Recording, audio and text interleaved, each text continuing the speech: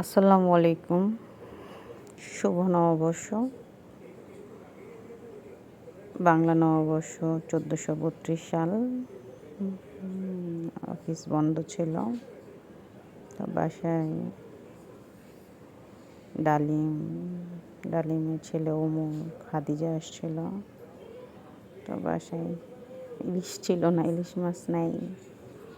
তো ইলিশ মাছ না থাকায় কী আয়োজন করব। তো আলাদা করে পান্তা ভাত তো বাচ্চারা খায় না, পছন্দ করে না। তো তো জীবনের প্রথম জর্দা করছি, তারপর পায়েস করা হয়েছে,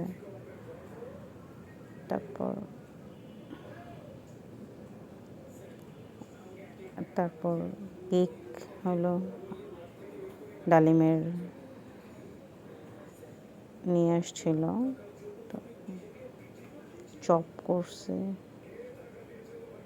তারপর চিকেন ফ্রাই, পোলাও, কাবাব করা হয়েছে, ডাল, লাল শাক, সবজি।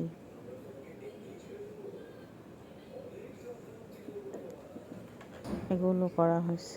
ডালিমের বউ, তো এটা আবার ওমু ডালিমের ছেলে। রায়ান বাসায় ছিল স্কুল না থাকাতে, সে খুব মজা করে খেলতেছিল। সালেহিন,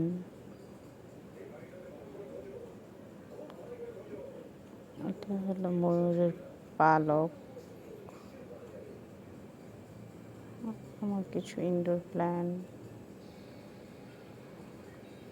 তো জর্দাটা প্রথম খুব ভালো হয়েছে আলহামদুলিল্লাহ, দেখতে অনেক কালারফুল হয়েছে। কিন্তু ওই ছোট রসগোল্লা না থাকাতে, মিষ্টি না থাকাতে ওটা দেওয়া হয়নি। কিন্তু মুরব্বাটা দেওয়াতে অনেক সুন্দর হয়েছে, ভালো হয়েছে।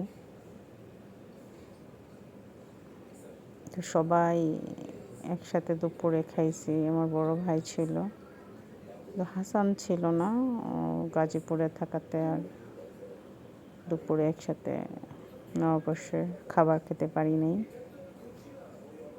তো সবাই বাইরে আর যায়নি, আর কি নববর্ষে বাইরে যাব। অফিস থেকে ফোন আসছিল, এদিক ওদিক উদ্ধার।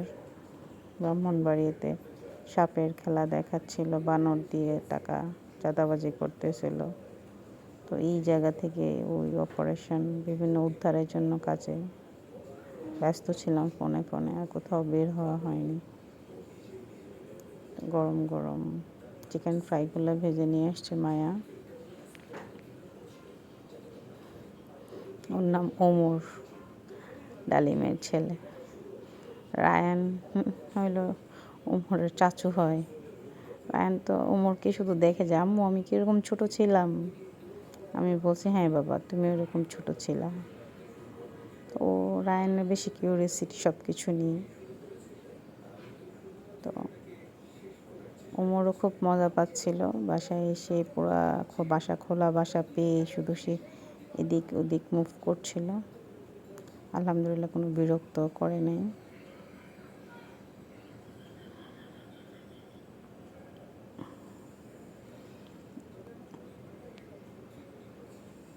ওমর টুকটুক হাঁটাও শিখছে, অল্প হাঁটা মানে অল্প, 1 কদম 2 কদম দেয়। সেক্ষেত্রে আবার আমরা সবাই একসাথে খাবো বলে টেবিলে আবার আসছে। তো চিকেন ফ্রাইগুলো খুবই ক্রিস্পি হয়েছে, কাবাবটাও অনেক ভালো হয়েছে মাশাআল্লাহ। তো সালাডটাও মায়া আবার দেখলাম তেঁতুল দিয়ে খুব সুন্দর করে সালাদ করছে। তারপর বড়ইয়ের আচার করা হয়েছে, বড়ইয়ের আচারটাও ভালো লাগছে।